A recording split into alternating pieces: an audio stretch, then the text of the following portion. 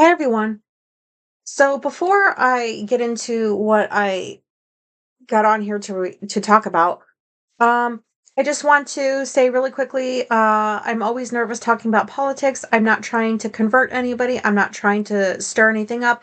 I just want to say just a few quick thoughts about how I feel.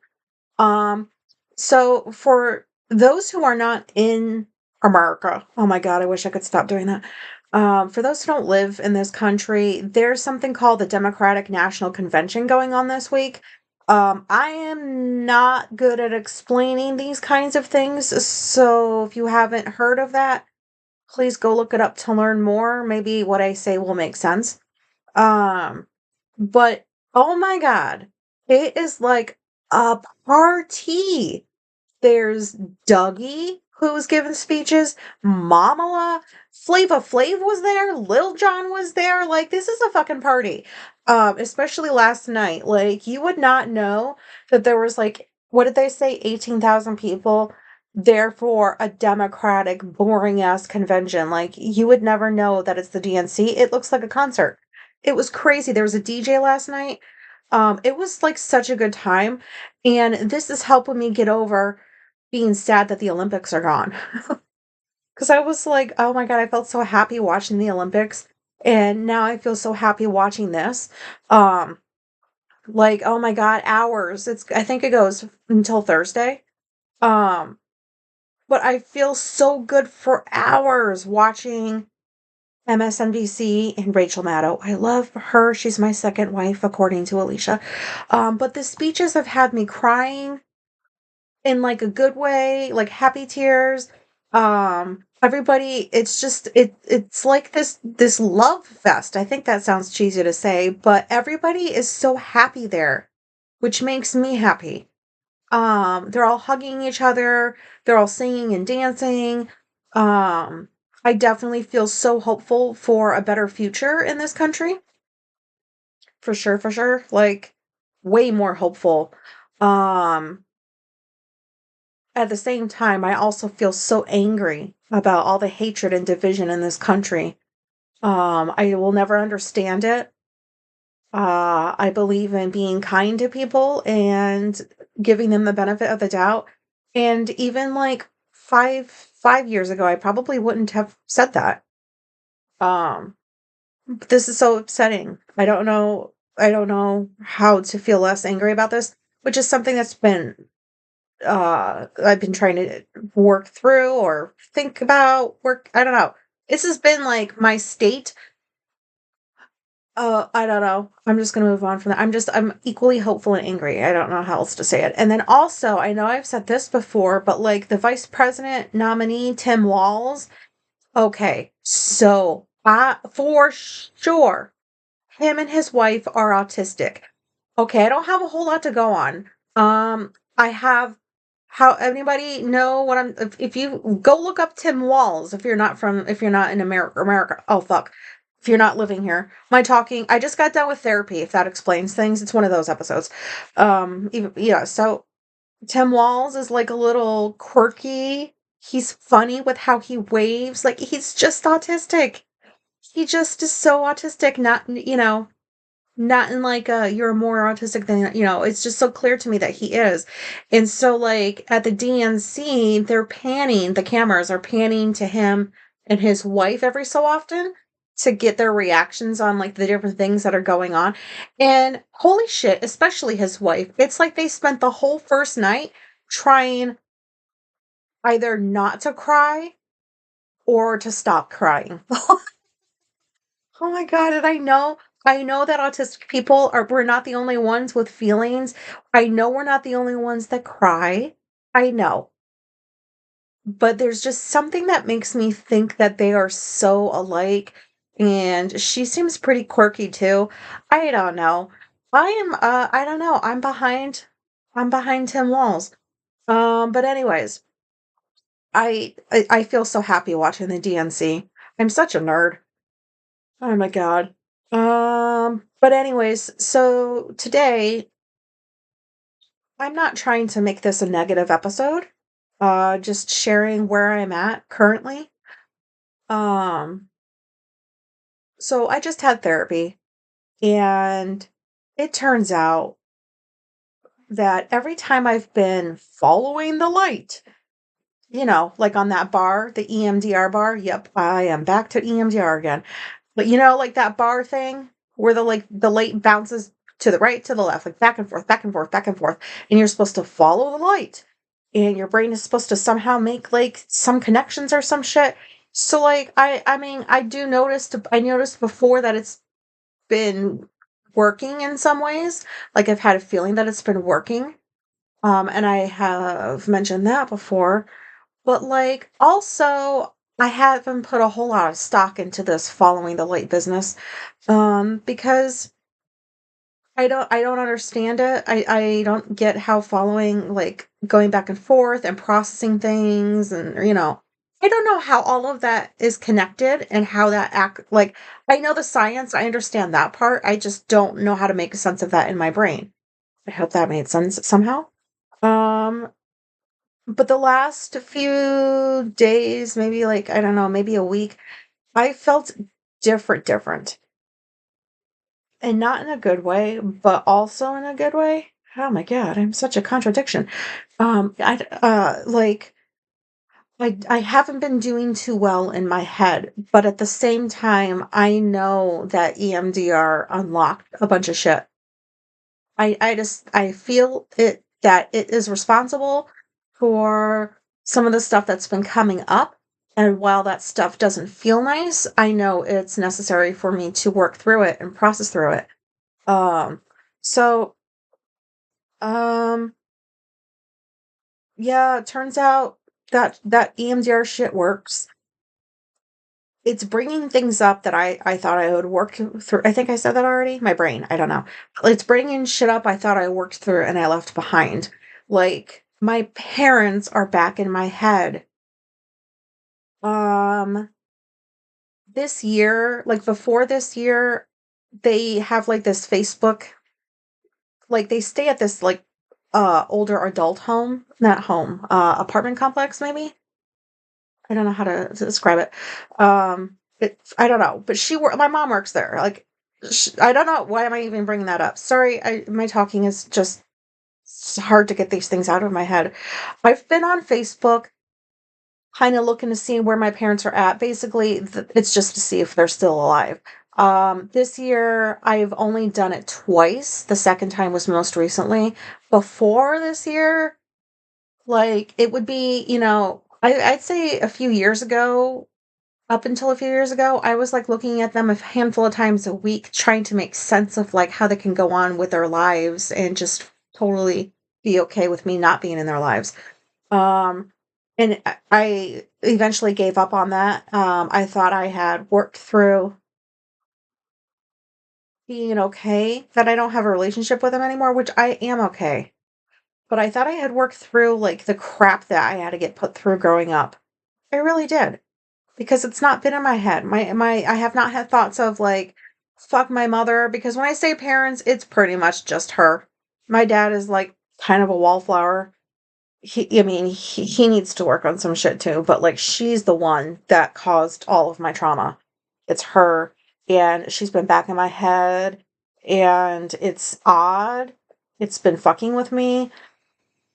Um, I don't remember if I said this before, but I found out a few months ago, I think it was, that my grandma died. It was my last grandparent, and it was my dad's mom. Um, I've had a relationship with her since I was a teenager, even though I grew up in Japan and she, is from New York. We would talk on the phone. I would write letters all the time. When I got out of the military and moved to New York, I visited her. She was like over an hour away from me, but I would go on my own to visit her. We had a good relationship. And, as time went on, excuse me, she was like in her 80s and started developing Parkinson's and I think Alzheimer's because I remember like the last few phone calls we had, she did not seem like herself at all. She was forgetting stuff. And this was when, right at the end of my relationship with my parents before I broke things off, is when I was talking to her. So when I cut my parents out of my life, I was conflicted about her, my grandma. There's so many times I looked at her phone number in my phone and I thought to myself, like, I really need to call, like, because I hadn't heard from her because she would call me too, pretty regularly. And I hadn't heard from her. And so my mind just, I assumed maybe she died because she wasn't doing very good from what it sounded like. Yeah, and I really thought that was I never could I take responsibility for, like, not having, any more of a relationship with her because I could have called her. I had the ability to. I was just afraid, like, what if she is alive? And what if I call and she finds out it's me and says that, like, she doesn't wanna talk to me anymore because of the shit with my parents, or just hangs up on me, and, like, I have a very huge fear of rejection, and that stopped me every single time from just dialing her. I don't know. Not dialing, but it's just one button. I only had to push one button to call her and I could not bring myself to do it. So the more time that went by, I started looking up like my grandma online to see like if there's any obituaries, and then I couldn't find it, and like a couple of times a year I would do the same thing, like look for an obituary, and then I just was like, maybe I just don't know how to search for things sometimes. And I don't know. I assumed she was dead. And it wasn't until last year. Did I say a few months ago? Oh, no, it was a few months ago. A few months ago, I found out that she died last year, like summertime or something. And the obituary did mention me. I was surprised to even see my name in it. That was a shocker because I thought I was pretty much written out of that family too. But nobody told me that she died. My own grandmother maybe didn't want to have anything more to do with me.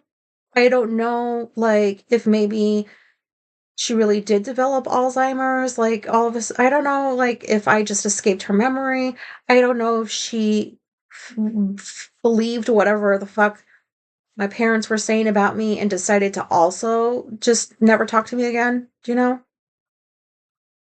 And then when I found out, oh no, she just died. Like, she has been alive all these years.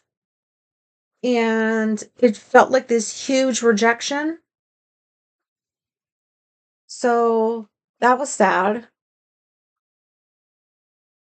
But like I was telling Tia, my therapist, that it's also my responsibility. I could have reached out to her multiple times and I chose not to. So I'm not pinning this completely on her. There was not a good feeling when I found out that she'd been alive all these years. Um, but I'm noticing that I am allowing my emotions and my moods to be affected by how I feel my wife Alicia is being toward me. Now, I'm not here to be like, she sucks. She's not a bitch. She doesn't suck. She's like very lovely person. Very lovely. Um, but like, there's stuff in relationships that you have to work through, and I'm still trying to work through the fact that I don't feel loved the way that I would like to. The only way I can put that into words is whatever I said I felt in that Alanis Morissette episode about my corrective childhood experience. I really felt like a love from her I've never felt before. That's hard to put into words. But then about a week after the show, I didn't feel it anymore from her. And I'm wondering, like, did I misinterpret how I felt? Did I project something onto her? I felt that she was really loving toward me. Like, I don't understand. Like, did my mind do something fucked up? I don't know. I can't make sense of why that went away completely. And I had felt it from her. It's not in my head. I felt that from her. And I haven't been feeling it. And it's been really getting to me. She has not been doing anything mean to me. If anything, like she's helping me a lot figuring out Instagram stuff. She's doing lots of stuff like that. Just, takes me places. I of course love her for that. Um, I just don't know how to I feel lonely a little bit in this marriage. And this is just my current feeling. That's but I've been feeling this way for like some months now, if I'm honest. Um, I just have been shutting down. My burnout has been kicking my ass. I feel empty without this feeling that I had in July when we went to go see her, Alanis Morissette. I don't know. And then last night when I was watching the DNC and Dougie got up there to give a speech about his wife, Mamala. I love Dougie. I love him. He is so sweet. And I think what I love about him the most is how he looks at Kamala Harris. This sounds so dumb to talk about. I'm so sorry. But I got so upset. Like I was crying, like just the way he looks at her, the way he talks about her. You can just tell that that man loves her so much, and I've seen this dynamic in, like, other relationships too, and I wonder, like, why don't I have that? It's not like I wanna be the center of attention, I don't. I'm not saying that the world needs to revolve around me, it doesn't. I feel kind of like a narcissist for even like saying this stuff because I say the same thing over and over. Like I don't feel that way from Alicia. And it could be because she's still working through her stuff. I don't know. But it's been really weighing on me to the point where like I'm shutting down, I'm like avoiding her at times. I'm using like work as an excuse to not spend time with her. It's not good. I know it's unhealthy. And I talked about this with Tia today and she was very helpful in helping me work through that stuff. And um, I don't know. This communication business is hard. There's like so many layers of communication. It's really not as easy as just opening your mouth and saying how you feel. Like there's so much that stops you from doing that. And just when I think I get a little bit better at that, I feel like I take some steps back. Um, so I don't know how to tell her about this. I don't even feel like I want to, but I know I should. And so, like I said, like I've just been like, I don't mean to make this episode negative, but I've been feeling kind of down. Um, and I don't know, like, I don't feel like it's depression, but I'm not a psychiatrist or whatever. Like, I don't know. I mean, I still get up and do things. I really do think a lot of it's burnout because I get up out of bed, even though like my sleep is pretty erratic and I'm not really sleeping that well. But like, I'm constantly doing things and I know that that's not helping the burnout, but like I need to keep doing these things. And so like I'm not letting things slide or anything like that. I just feel like everything is such a struggle. Even like basic chores sometimes I have to work myself up to. I've been having to like even just to taking a shower and it's not a sensory issue for me. I love the shower. It's just, you know, that's why I listen to audiobooks because it's just like, okay, let me hurry up and get this done so I can move on to the next thing. I don't know.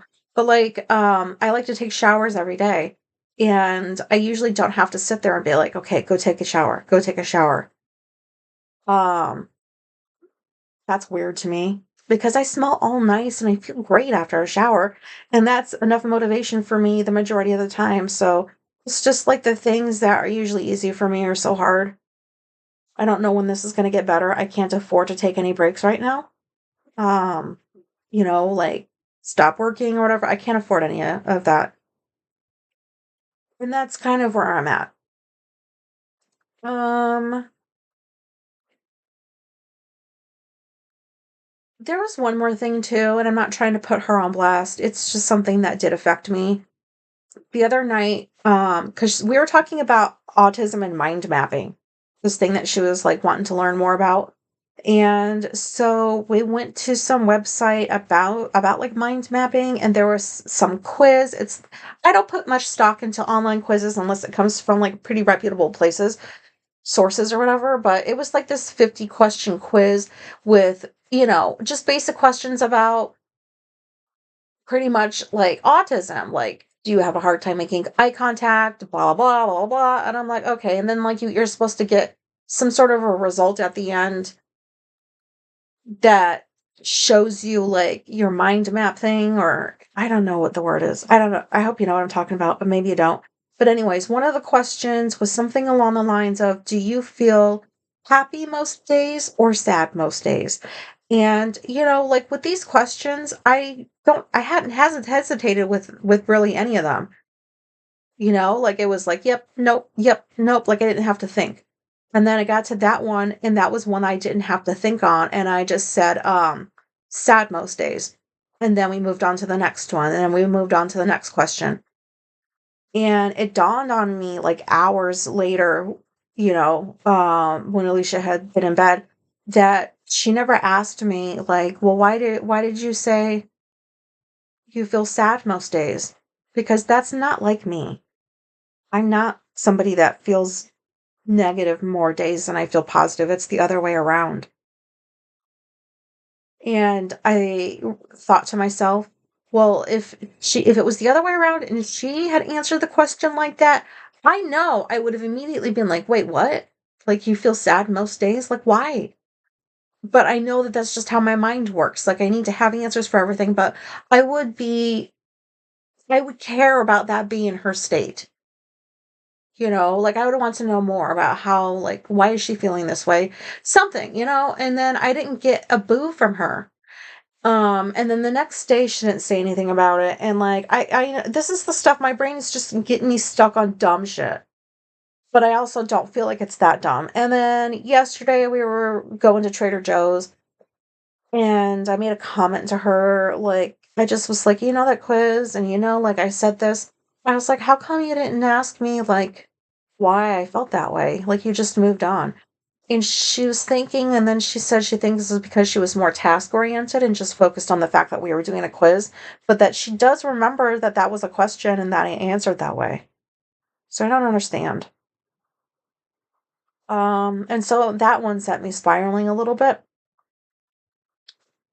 And yeah, I guess that's just where my head's at, is like, I feel kind of like, my moods shouldn't be, um, I don't know how to say, like, I don't feel like I should be feeling the way that I do based on what I'm getting or not getting from my wife. Like, I don't wanna be like that. I don't know how not to be like that. I feel confused inside my head with all this shit swirling around. Like, I was in therapy and I said at the beginning, I was like, what I would like to do is just say things, thoughts that I've been having, feelings, all kinds, and I just need you to help me make sense of it and put it all together in some way, because I can't. So it's been difficult. I don't know. Um, that's all I have to say. I don't know. I hope that's relatable in some way. I'm not here to offer any advice because I'm still trying to work out of this bullshit. I would like to get back to feeling my positive self. I know I can I can do that, but this negativity just sucks you in. I have not felt this negative since the last job I had working for somebody. And I don't feel that level of negativity. I don't mean it like that. That is not even going to be close to that toxic ass workplace. Like, no, but I feel like a regular state of down. That's all I know how to say. So hopefully if there's anybody else out there feeling this way, it's not just you. Okay, well, that's all I gotta say about that. I'm gonna go ahead and do the thing that I've been trying to avoid doing, is I'm gonna start promoting myself a little bit. Ugh, I hate saying that out loud. It sounds so gross. But Substack, there's people that don't listen in order, and I don't blame you. Look how many episodes I've done. I wouldn't listen in order. I mean, I would. That was just me, but some people don't want to. So for those who don't listen in order, if this is your first one, hi. Sorry you got on this one first. But I have a Substack. My links are in the description of the episode. And if you would like to head on over there, you can read a bunch of stuff I've written. It's all free. Most of it. If you would like to be a paid subscriber, it's only $7 a month. You get access to the links to my public journals so that you can read them for way less than what you would pay for them on Amazon. which may not even matter to people. I'm not sure. I started a new podcast just for Substack for paid subscribers. It's called Autistic and Adulting Hack Edition. So, um, it's just like an episode every so often. Like doesn't have a whole bunch of my personal stories. But it's just more so kind of like giving suggestions about things that I have found helpful for me, like regarding like modifying my workspace, um, all this other stuff. I don't know. My brain is just I have like stuff that I'm doing just for that. So if you'd like to listen to that, my goal for that is to help you make your life easier and to live more authentically as an autistic adult.